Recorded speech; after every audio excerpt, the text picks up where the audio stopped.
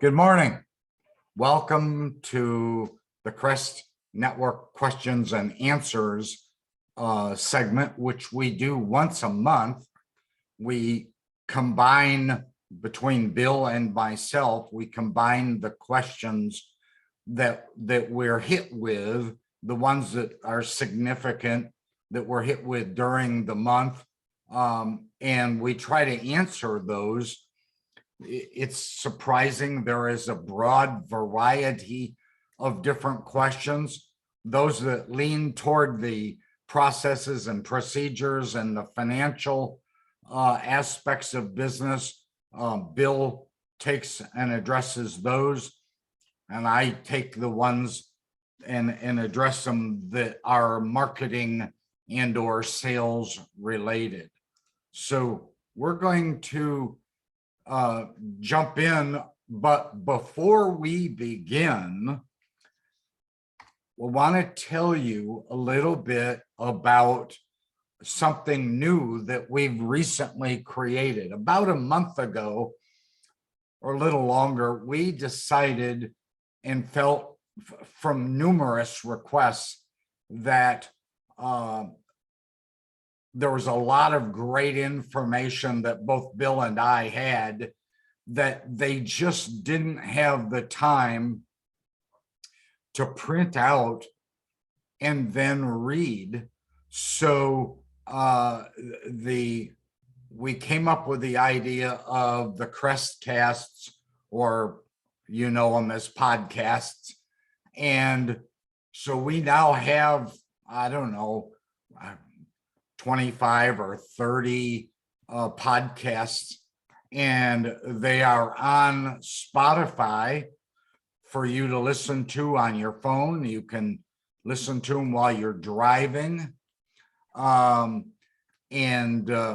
You can also go to the CREST website, thecrestnetwork.com, and click on the CREST cast menu button, and they're all listed there as well.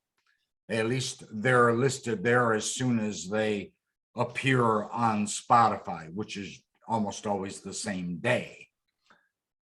In addition to that, to even further simplify your listening, if you're not one of those that subscribes to or listens to Spotify, you can also download the CREST Network app, which is on the Google Play Store, and it's also on the Apple Store. You can go there, depending on whether you have an Apple or a Droid, and you can go to one of those stores and select the CREST Network, or type it in, search for it. The app will come up. You'll recognize the logo, and click the install button.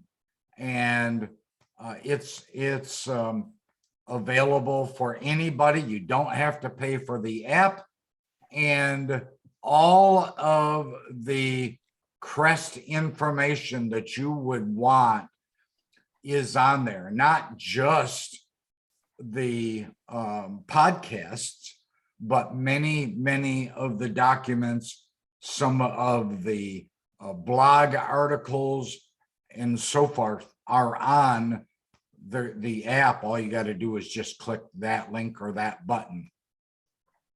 So we just wanted to remind you and tell you about those. The podcasts, we've had several hundred people view or listen to the podcasts already, and they appear to be a pretty big success, and we're pretty excited about that. One of the very first questions that I've gotten, and I hear this often, is, hey, millennials are heavily involved in the workforce today, and many of us are not millennial. And so the question is, what's the best way to market to them? Well, millennials are a different marketing game altogether. They don't seem to respond to traditional marketing methods and strategies that have always worked for the baby boomer, or even to a lesser degree, the Generation X market, which is that group just immediately before, younger than the baby boomers.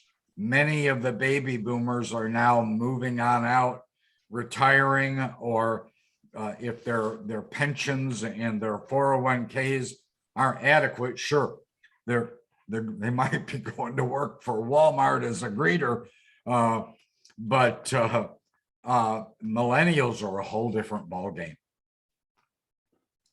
A lot of businesses and a lot of marketers are just simply at a loss as to how to effectively target and market this particular generation.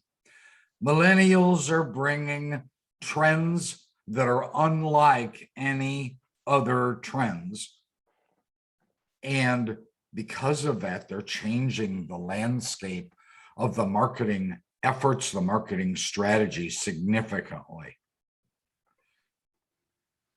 I wrote down, just to remind myself, 7 key points that are pretty significant in selling to millennials. We're doing business marketing to millennials. Number 1, don't sell to them. They absolutely don't want to be sold. They do everything they can to prevent that. You can't be too salesy with millennials. Makes them turn the other way. They tune you out. The fact is that gone are the days when a simple buy now sales pitch, it really worked in the marketplace. And the millennials have grown up with this type of shoving ads into their face and being bombarded with pushy, obnoxious sales pitches. One of the other, or number 2 thing that you really need to do is mirror how the millennial communicates. Skip the radio and TV ads. That isn't your market and it isn't who you should be trying to reach. The fact is that millennials, hey Gary, could you mute your Oh, I'm sorry. Millennials don't pay attention to radio and TV. They're really focused, and you see it all the time. I mean, there are even commercials about the guy listening or looking at his phone, walks out into traffic and gets all annoyed because the car that's coming down the street almost runs over him. They're really caught up in their electronic devices. They're browsing the internet.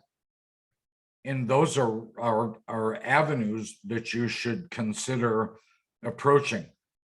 Remember that millennials grew up in the age of websites and social media. They were involved in things like MySpace and AOL, and then later on Facebook and Instagram and Twitter and Snapchat and all kinds of stuff. In what my research has shown me is that the millennials like to communicate first by text or instant messages like WhatsApp or Facebook Messenger, and then secondly by email, where you have a really powerful and catchy and motivating subject line. And then number 3 is kind of the catch-all of social media and phone calls, and you cannot get out of in person. It's amazing that millennials are cool with in-person contact. You also have to be informative, but you have to be quick. I already said it, you can't be salesy. You can't dupe them. They don't want to be duped. How many times both Bill and I have sat in or stood in presenting a class and we're telling them some fact or something that Bill and I happen to know. And what are they doing? They're grabbing their phones and they're Googling it and they're trying to see if we're telling the truth. They're trying to fact check us. And whether we like it or not, that's what millennials are doing. And they really respond well when you're appealing to their emotions. The majority of people in this country today are right brain thinkers. They respond well to emotions. It's been said many, many times that people buy with emotions and then they rationalize or logic afterwards with their left brain, with the logic aspect of it. They also respond really well to when you act like their counselor or their trusted advisor. It's amazing how they're open to and willing to hear what you have to say if it's legit, if you really appeal to their emotions and then react as and talk with them like you're their trusted advisor. And then for millennials, don't ever underestimate them. And please don't, I know that we are, and I am stereotyping them to a degree, but you can't just lump millennials into a stereotype. They are all individuals. You may even have some of them working for you, and they're all different, but yet they have some subtle similarities. Bottom line is they're your next big market. As restoration people, millennials are going to be your next big market. I recently read someplace that by the year 2030, I believe it was, 75 to 80%, it's estimated 75 to 80% of the entire workforce will be comprised of millennials. So you better get used to it. Millennials are a different kind of breed. They're a different kind of market that right now, sure, you've got baby boomers and you've got some quite a few Generation X. That's all right. But millennials are bringing totally new trends, and they're going to keep your business in the loop if you let them, and they're going to be in tune with what's going on today. All right, I've gotten off of my high horse here and turning it over to Billy. Thank you, Dick, and good morning, everyone.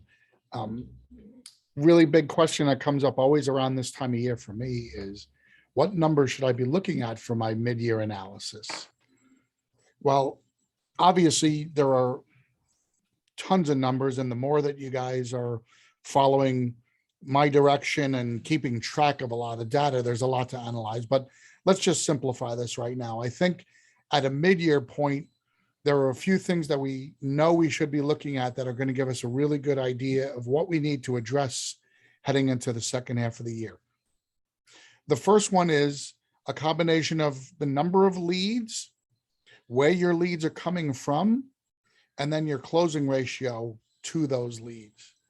It's really important to know How many leads are coming in every month? That's really the lifeblood or the pulse of your company.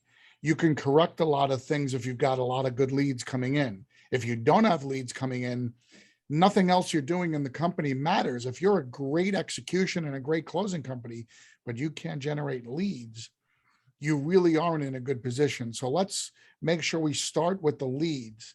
If we've got a good number of leads relative to where we want to be as a company, we then have to look at our closing ratios, because the closing ratio then becomes the feeder system for everything else that we've built. So we want to make sure that we're closing at least 70% of our leads. Now, how do we keep track of that? Obviously, a lead is anything that comes into the office that from the description of it is closable.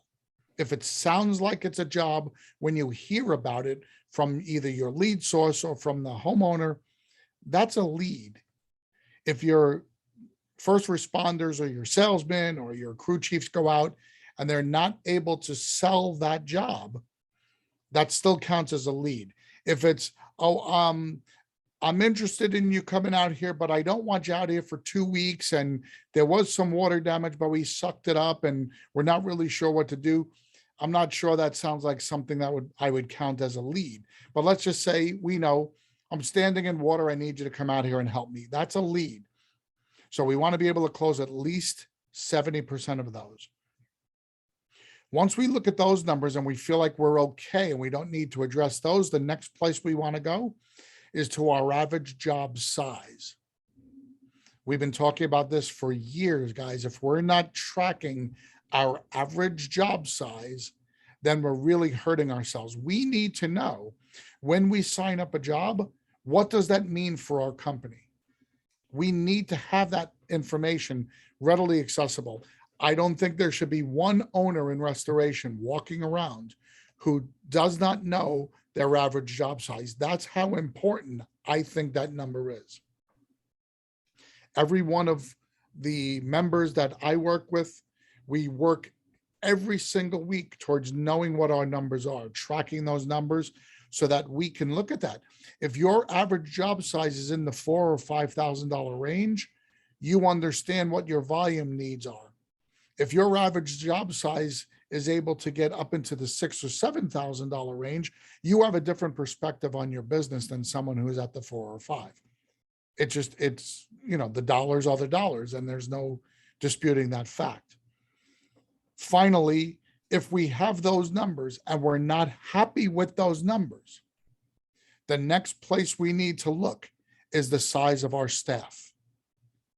We need to do a really, really strong analysis of how many people we've got on staff. Are we properly staffed for the amount of business we're doing? We have to look at this in a couple of ways. When we're looking at our numbers for leads and closing ratios and average job size, are we accurately looking at where our company is today? Or are we going to make excuses that, oh no, these numbers are going to get better? Because remember, if we're not honest with ourselves, we could really hurt ourselves at this time of year. If we're sitting there saying, no, I could have done much better, I know we're going to do better in the second half, and there's no meat on those bones and there's no reasons behind it, we're kind of just fooling ourselves. I think we need to take a really aggressive look at the why our leads might be down, our closing ratio might be down, or our average job size might not be where we want it to be.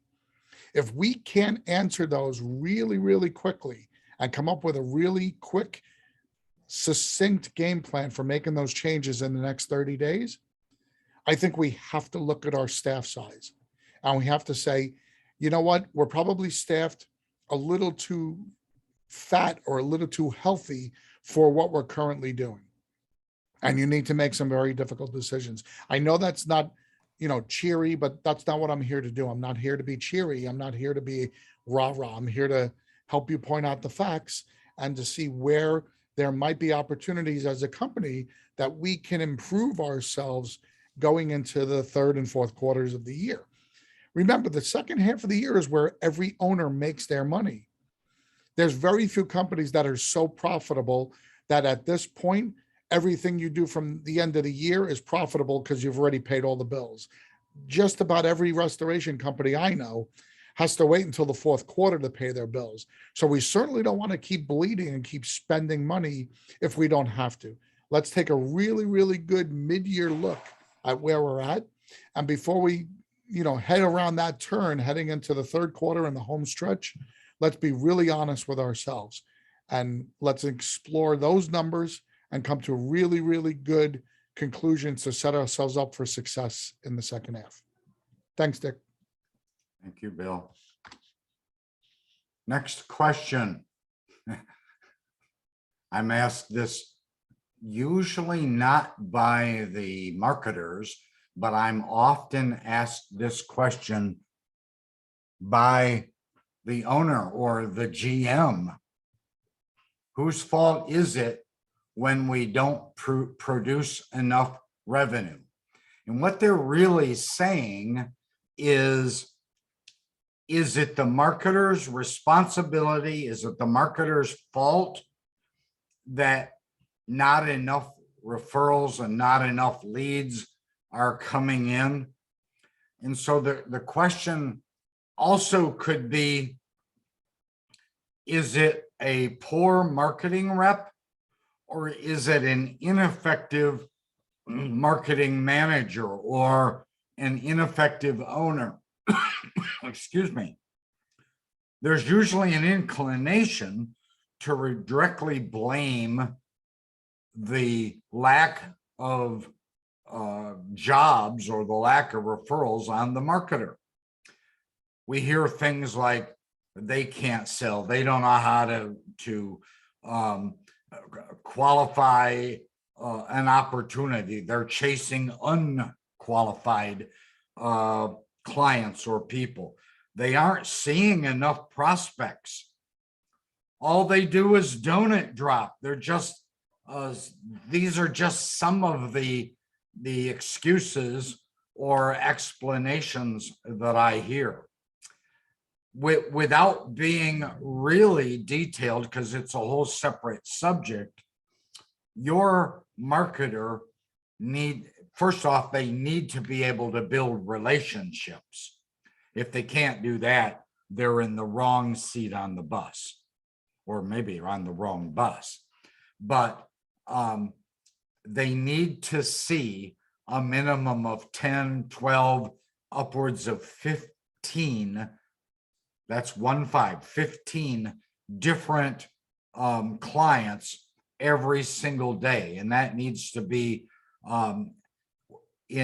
for example, we have clients in New York.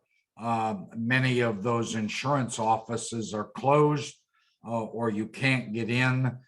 So those have to be Zoom face-to-face via Zoom. But where you can do face-to-face calls, those are what really matter. Possibly you made a poor hire if you hired them based on what you wanted them to achieve in referrals. As a sales and marketing coach, I usually fill the role of a remote sales and marketing manager. And I've done this for the past 15 years. And I've learned several very important causes of the mediocrity that happens in marketing people. Ineffective sales and marketing people, or specifically the leaders of the marketing team, and often that is the owner or their GM, they don't know how to recruit the right marketers. And they don't know how to inspire them and motivate them. They don't know how to hold them accountable. And they just simply can't coach them. They don't know how to effectively track the pipeline to make sure that the right possibilities are going into the funnel so that the right jobs can come out the bottom of the funnel. That could be a very big part of the revenue. Without good daily reporting, and I'm talking about combined with weekly planning, your marketing manager is not doing their job. Most of the marketers that I work with send me a daily activity report telling me exactly what they did, who they saw, what was said on a particular or given day. That enables me to evaluate, are they asking the right questions? Are they giving the right answers? Those things all matter. And yes, it's kind of weird, but some owners tell me they want GPS tracking on the marketer's car when they're providing a car. The fact of the matter is, if you've got to track them, they're the wrong hire. The truth is that your marketer, if they're truly a legitimate marketer, they're already doing their job. And in fact, I have many marketers with no GPS tracking, but they are motivated to achieve 4 or 5 or 6 or as many as 8 or 9 referrals a week. The thing about a GPS tracking is you can see that, okay, they've made 15 stops today. And so you're like, yeah, all right, they're doing their job. But the fact is, if they're just dropping off donuts, if they're just doing a stop, drop, and roll process, if they're not asking for the sale, no ask, no sale. Think of your marketer driving from plumber to plumber or insurance agent to insurance agent, saying hi, but not knowing how to bring value or even have a legitimate business reason for the stop. If they're just simply doing a stop, drop, and roll wasted marketing process, that's not very effective. The fact is, they probably need a coach at a minimum. Even coaches like the successes, LeBron James or Brady or Tiger Woods, they all have coaches. It's amazing to me that a restoration owner or manager will demand a marketer to make, and I've had a couple of them that want to have their marketer make 20, and one of them wanted their marketer make 25 stops a day. That's absurd. That's not building relationships. That's just going through the motions. Your marketer needs to know how to qualify the lead. They need to know who to see, who to visit, what to say, who to make the phone call to. They need to know what not to say. They need to know how to ask for the sale, how to confirm the next step or the next visit or the next interaction. They need to know how to track and log those visits. They need to know how to put them in and add them and keep track of them in a CRM. And then they need to know how to mine that data out of the CRM. And they need to know how to actively search and get new prospects. Ask yourself this: are you paying an appropriate compensation package? Are you teaching them how to use your CRM? Have you given them all of the forms and checklists and the materials they need to be accountable? Are you holding them accountable? What are the consequences that they face when they fail to perform? And do you have their targets and their goals in writing? So don't jump to the conclusion that it's all your marketer's fault. My whole tirade today is to let the owners know that many times when you're not providing them with the legitimate tools they need, or you're not hiring the right people, they're not going to produce. Billy, you're up. Thank you, Dick. And what you just said will somewhat segue into this question that I've been asked a couple of times. Is it true that restoration business always slows down in the summer? Yes. It's absolutely not true. I usually say it depends, and people go crazy because I don't give a solid answer. This is absolutely not true. The summer is not traditionally a time when restoration slows down. People think it's a time when restoration slows down because in most cases, their own staff does not apply themselves during the summer months.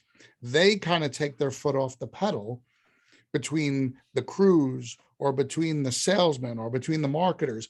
Collectively, the entire company kind of takes their foot off the pedal a little bit and de-emphasizes hard work.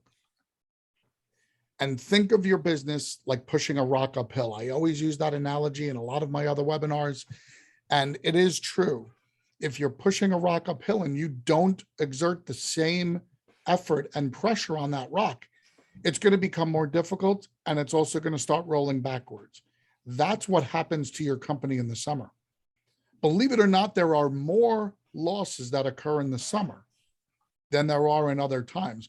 The reason for that is with more people home, the use of things that would cause floods or issues is increased. So there's more toilets flushing, there's more children home, so there's more chances that things are going to go into the toilet that's going to create issues. There are people who go away on vacation, and when they come back to find that there's an issue in the home that doesn't get caught in hours. It takes days or weeks to catch. So there are more instances in the summer, believe it or not, than there are in other times a year. It's just a matter of how do we as a company get ourselves through the summer?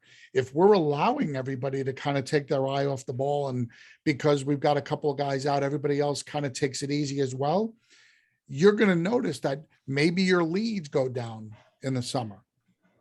Maybe your closing ratio goes down a little bit in the summer. Maybe your average job size goes down. All those numbers we talked about in the first frame that I spoke about are applicable here. They suffer in the summer when you're not holding people accountable. So just what Dick was talking about before about making sure everybody understands what their goals and their expectations are within the company, it's incumbent upon the leaders in your company, either you as an owner or the leaders and managers you have in place, to make sure there is no summer slowdown. That's your obligation. I can again tell you anecdotally that the people that we work with here in the CREST network who are regulars with us and have been with us for years, they understand this phenomenon, and they've taken steps in the last couple of weeks to keep that from happening. A June meeting with your company or an early July meeting is a great time to bring these things to light and to let everybody know this is what we expect of you, because it in fact will be busier as long as we're keeping ourselves open to the possibility of it happening.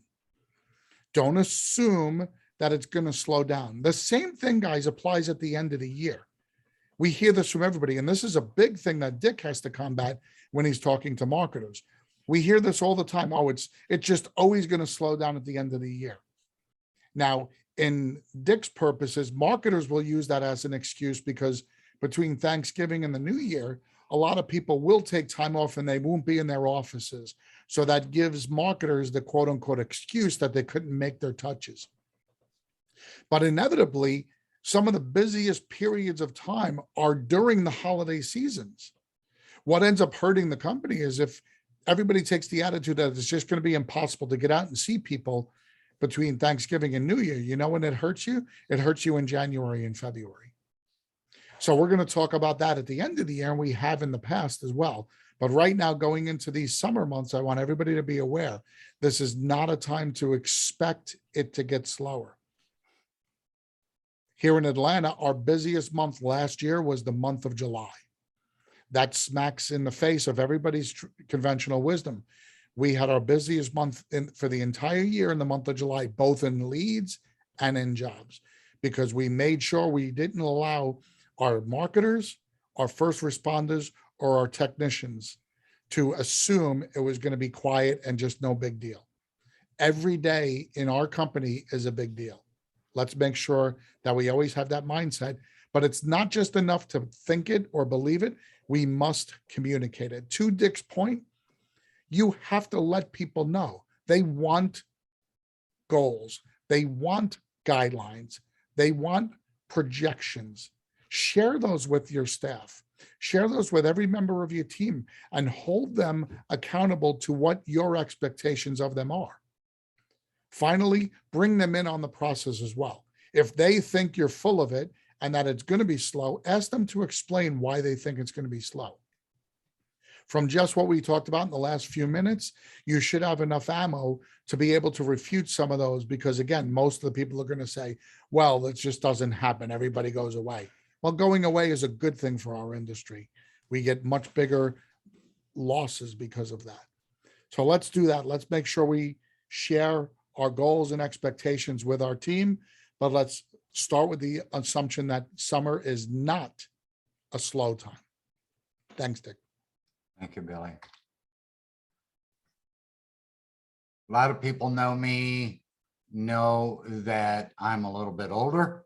I won't tell you how little bit older I am, but they always, if they don't speak it, they always raise the question, at least in their minds, how are you able to talk about doing it right on social media? One of the things I can tell you is that back in as early as 2000 and really a great back about 2010, 2012, I jumped full bore head first into the social media world because I was just launching my exposure to coaching and consulting and marketing. And I didn't have thousands of dollars to advertise on R&R magazine or on CNR magazine or Clean Facts. And so I had to do it by way of social media because that really didn't cost me any money. Doing it right on social media is a whole broad subject of which I am only partially qualified to talk about. But I will talk about a couple things that I do know that work, and they work really well. I have over 1,600 friends, and I say friends in quotes, friends on Facebook, and I have over 3,300 connections on LinkedIn and over 600 connections on my Twitter account. And the very worst thing that I can do is to promote myself or my company or promote Crest. My posts and the content that I put on my blogs, on Ask Dick Wagner, on the Crest Library, on the Crest Network, and what I put, the content I put on other social media accounts, it can't be salesy. It can't talk about what I do. It can't talk about I coach marketers on fire, water, smoke, and mold. People really don't want to hear that. They block it out. Nobody wants a commercial or a promotion about what you do. But you know, ironically, people like two different things. Number one, they like simple sayings, thought-provoking sayings. And I've got some clients that started out putting some thought-provoking sayings on their Facebook page, for example, but they're so hung up in their own company that they were embedding their company logo into the picture that they were including. And that's just being salesy. For God's sakes, if they're paying attention to you and reading your posts, they already know it's from your company. You don't have to put your company logo embedded within the article or the picture or the blog or the meme. You don't have to do that. The other thing that they really love is simple, short stories, and stories that make either the plumber or the agent or their customer the hero. They love hero stories. Some of the movies that are out today, the most successful movies, are ones where there is a hero that starts out as an underdog and very quickly ends up becoming the hero. We love those kinds of movies. We like those kinds of stories as well. When you finally get to the point or the decision that social media isn't working for you, then look back at the posts that you've made and see if the posts you made are relevant, or if they're too salesy, they're too pushy. You're talking about, and I've seen this a lot, talking about fire, water, smoke, and mold. Hey, it's raining out. Be sure to pay attention and jot down our phone number. If your house gets flooded, we're here for you. That's just, the expression, stick your finger in your throat and gag. I mean, that's just so obnoxious and so salesy, and it's not necessary.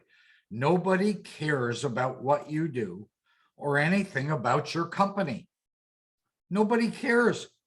They don't care about fire, water, smoke, or mold. In their minds, one restoration company is the same as another company in their minds, unless you have an incredible, powerful differentiation. Your social media interaction should be fun. It should be exciting. It should be unusual.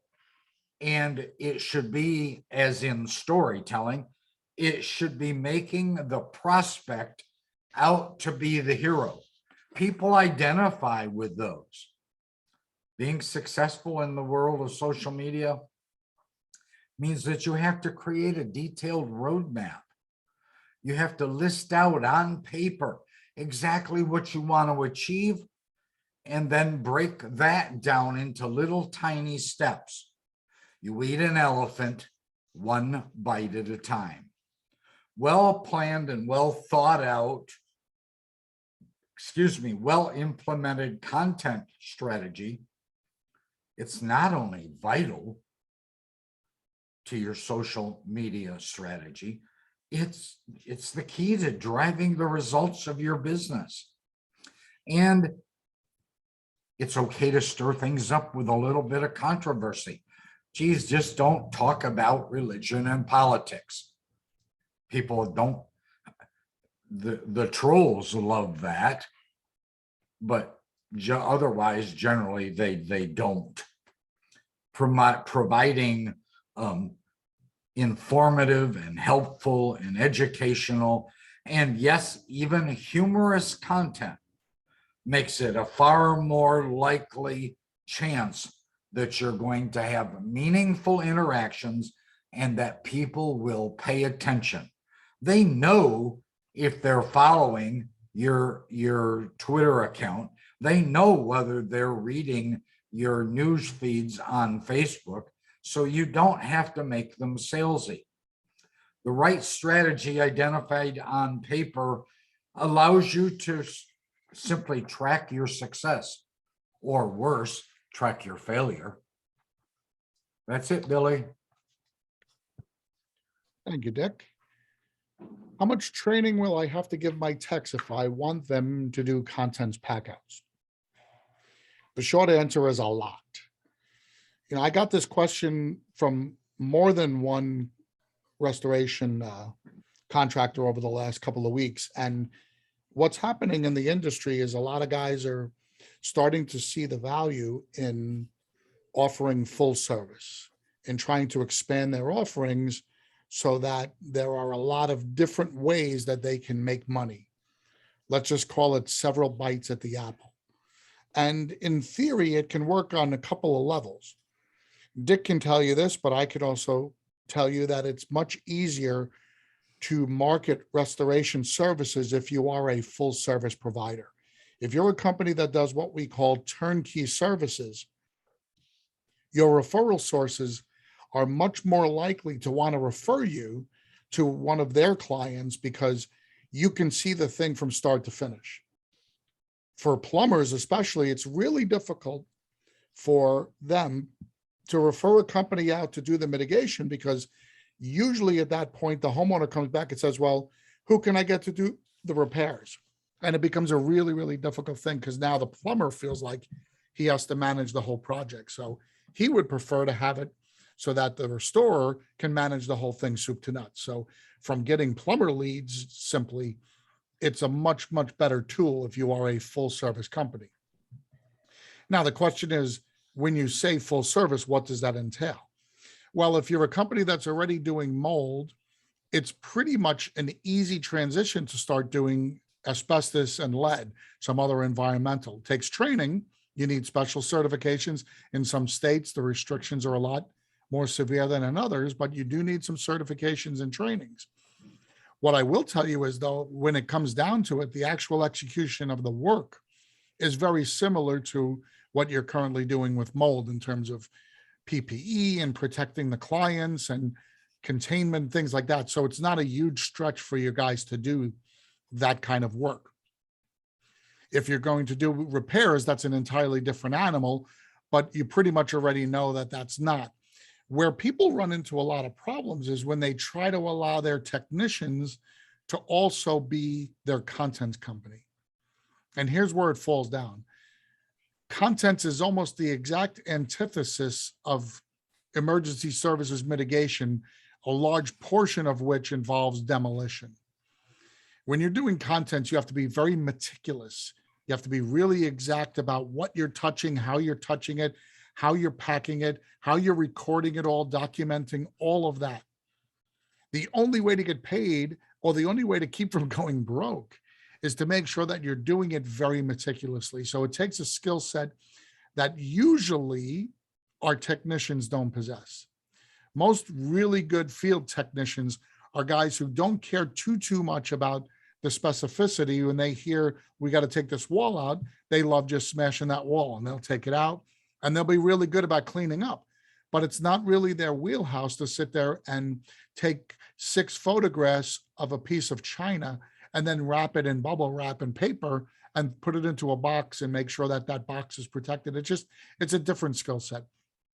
So I always warn everybody, if you're going to do that and you want your technicians trained, you need to make sure that they take a full gamut of training. Watching a video is not going to be sufficient.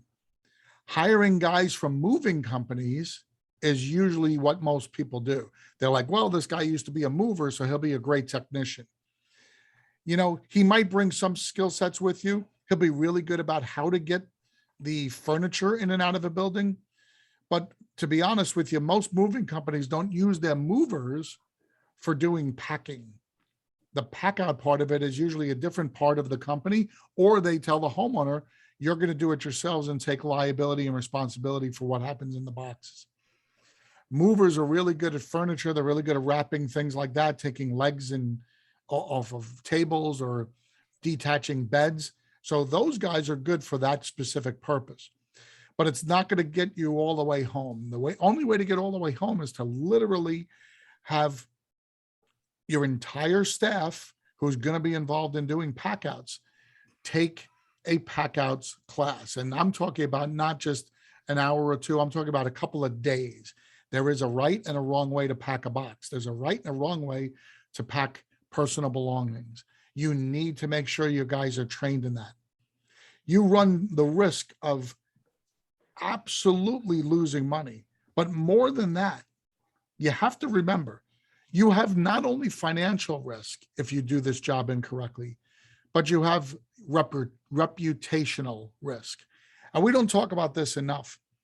When we do what we're not suited to do, we really run the risk of hurting our company in many ways. One of which is, Dick was talking before about social media. Well, that cuts two ways.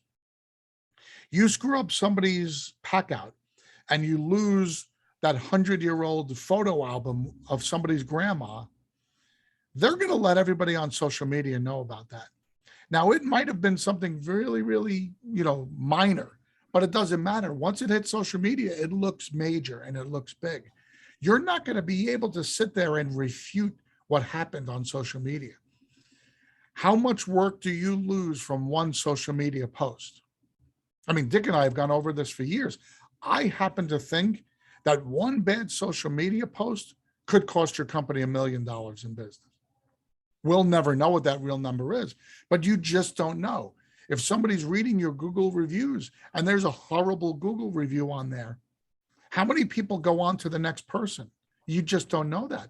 So if you thought about it, that every bad review could cost you $1 million, how much are you willing to risk by not doing that job perfectly? That's how I want you to think about this.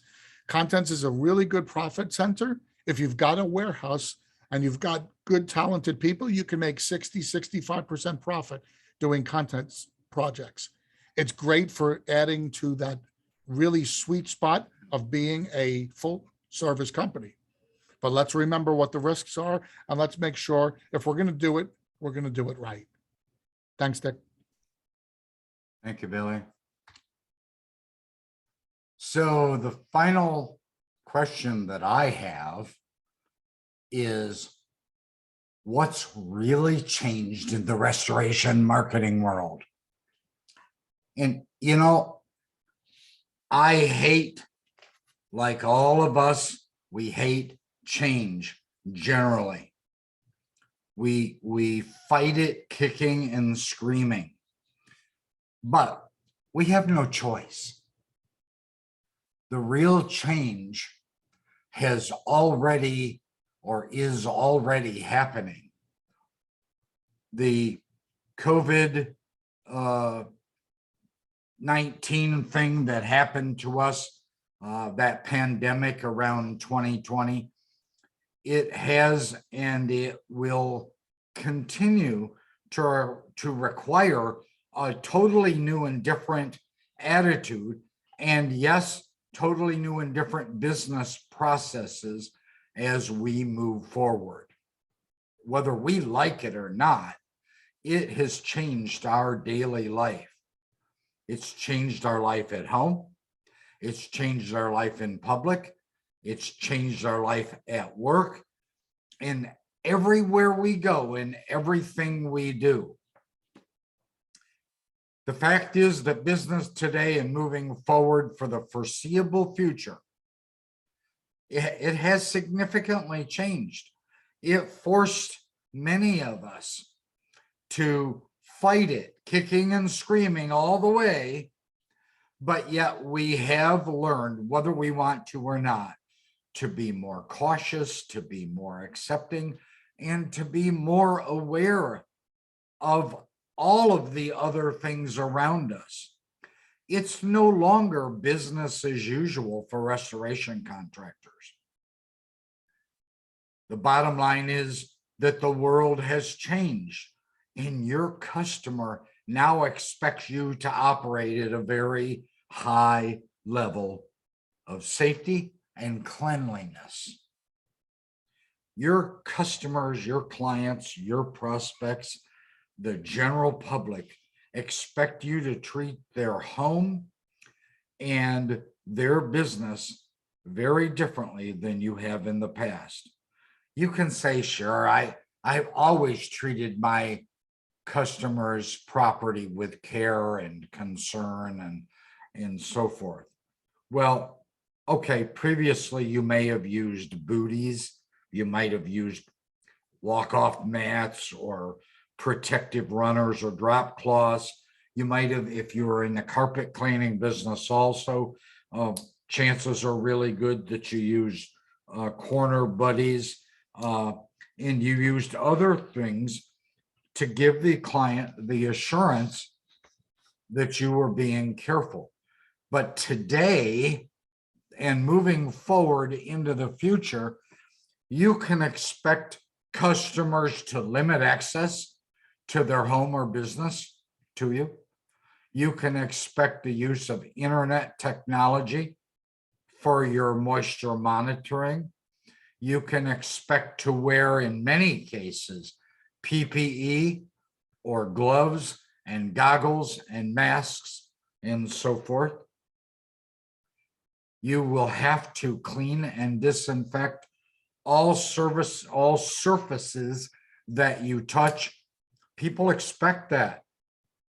You know, they expect it. I see it, especially in both Bill and I travel quite a bit. We see it a lot in the hotels. You're going to be expected to use tablets and phones for getting signatures on documents.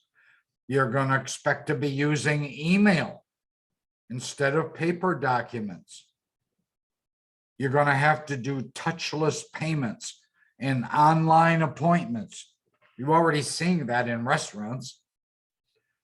We had a heating and air conditioning company come to our home. We signed the iPad with our finger to acknowledge that he was here. We made the payment touchless. We tapped the credit card to the little gizmo that he had attached to his iPad. You're already seeing, and you're going to see a far more exposure to it, touchless faucets, touchless soap dispensers, hand drying equipment that's touchless.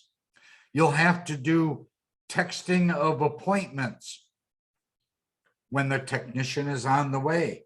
You're going to see QR codes for access to go to your websites and your review sites, and even menus in restaurants.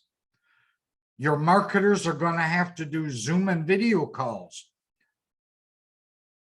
Otherwise, you might not even be able to get in front of the client.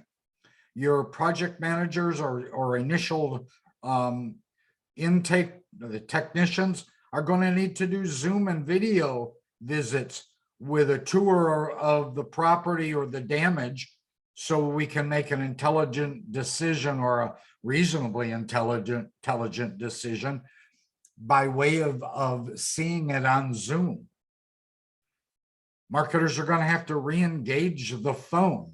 They're not going to be able to skate out of the phone calls. They're going to have to make phone calls. And you're going to have to, where possible, embrace local business people who can enhance your business far more than the national chains, because the national chains don't give a dang about you. New attitudes combined with what people are demanding openly of businesses, it's ushered in, and I hate this phrase, it's ushered in a new normal. It's a new normal business climate, whether we want it or not. The fact remains that business has radically changed starting back in 2020 and moving now into, we're heading into 2023 and beyond. Consumers are expecting a totally new and different interaction. And how we step up to that and announce it and promote it and broadcast it and shout it from the rooftops is going to determine our level of success in this new environment. Organizations, both governmental and private sector, are going to have to conduct business in a very new and a very careful way. They're going to have to demonstrate that they're serious about public safety and health, and to try to reassure their client that they're the right company to engage and use because of how you do things today. That's it for me. Thank you, Dick. This is our final question, and I know we're running late, so I'm going to make it quick, but it's a very important one. My client's adjuster is asking for my pictures and equipment calculations. Do I have to give them to him, and can I charge him for them? Do you have to give them to him? No. Should you give them to him? Absolutely. Anything that allows the adjuster to pay your bill, I think you should be doing. The game, as it's played, is all about making your payment as quick and as full as possible. I know this doesn't sound like what you read on the internet, and I'm going to be that guy who's going to tell you what you're reading on the internet is very good if you're a small niche company that wants to do 5 or 6 jobs a month and you want to just fight tooth and nail and take everybody to court. That's not reality if you want to be a company that does 50 or 60 jobs a month or 100 or 200 jobs a month. It's just not reality. The reality is this, and we all know it, we just don't want to admit it. The reality is most of our clients have to pay us from insurance proceeds. Our clients don't understand how that process works. We have to be the professional and the big boy in the room, and we have to assist them in that process. So by assisting them in that process, we're assisting ourselves in getting paid. I don't know about you guys, but for most of us, we get our leads from lead sources. We don't get our leads from Google. Most of us get our leads from plumbers, brokers, other businessmen, B2B type leads. So if we're getting leads from other sources, the last thing I think I would want to do from a business perspective is to upset my lead source by constantly suing all of his clients. Dick will tell you that's probably not a real fast way to build a book of business. Conversely, if we can make their part of this process as easy as possible without compromising our values, that's the sweet spot for getting paid. So how do we do that without compromising our values? Number one, we document everything we do. When we're talking about pictures, we should be taking hundreds of photographs. If we're talking about equipment calculations, we absolutely should be calculating why we're putting extra large DUs or a certain amount of air movers onto a project. Why would we want to keep that information from anybody? If we're thinking that's proprietary or that's our information and they have to pay for that, we're literally hurting ourselves for spite. Why? Because some guy who never owned his own company or never ran his own company went on the internet and told you this is what you should do? That's insane, guys. What's really sane is understanding what it takes to get paid. And the last thing I'm going to say is we need to have a real sober, real understanding of how adjusters work.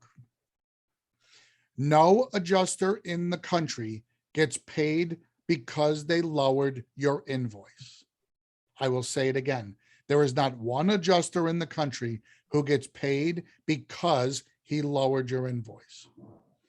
Every adjuster in the country gets paid to make sure that every penny that he approves to be written out can be justified. So if you give him every calculation and every photograph and every single thing that proves your invoice is legitimate and should be paid in full, you've greatly increased your chances of getting paid in full because you've given him everything he needs to pay your bill in full. If anybody tells you that adjusters make money because they don't pay your bill, you have to stop listening to them. It's very important. Do what you need to do to get paid. We're not in this business to fight. We're in this business to help others and to get paid. Let's do everything in our power we can do. And the second part of that question, no, do not charge him for the documentation. You're already doing it. Don't charge him for pictures. If you're using a thermal imaging camera, that's different. If you're using detection devices, that's different. That's part of the equipment you're using. But if you're taking pictures, you're doing that to help document your own loss. You're required to do that anyway. So let's just provide all that information. I think less fighting and more collaboration gets you paid much quicker. Thank you, Dick. Get this to move one step. Just a reminder, everybody should know that on the 15th, 16th, and 17th of August, Bill and I will be presenting a restoration marketing specialist course. It's a trademarked course. It's 3 days. If you have not signed up for it, you better get signed up now, because you're not going to be able to attend otherwise, because it's close to a sellout and we're only going to allow 20 people. If it gets to be too big, we just don't have the wherewithal to handle a bigger group. So just a reminder, be sure to get your registration in for whoever is attending, making sure that you have your seat in that 3-day course so that your marketer can become certified as a restoration marketing specialist. On behalf of myself and Bill Giannone, we certainly want to thank you for your patience. We did go over about 6 minutes. Thank you all for hanging in there, staying with us. And we look forward to talking to you next Tuesday. I will be doing a presentation live the day after the 4th of July. So I hope you're all awake and sober then. See you then. Bye-bye. Thanks, Bill.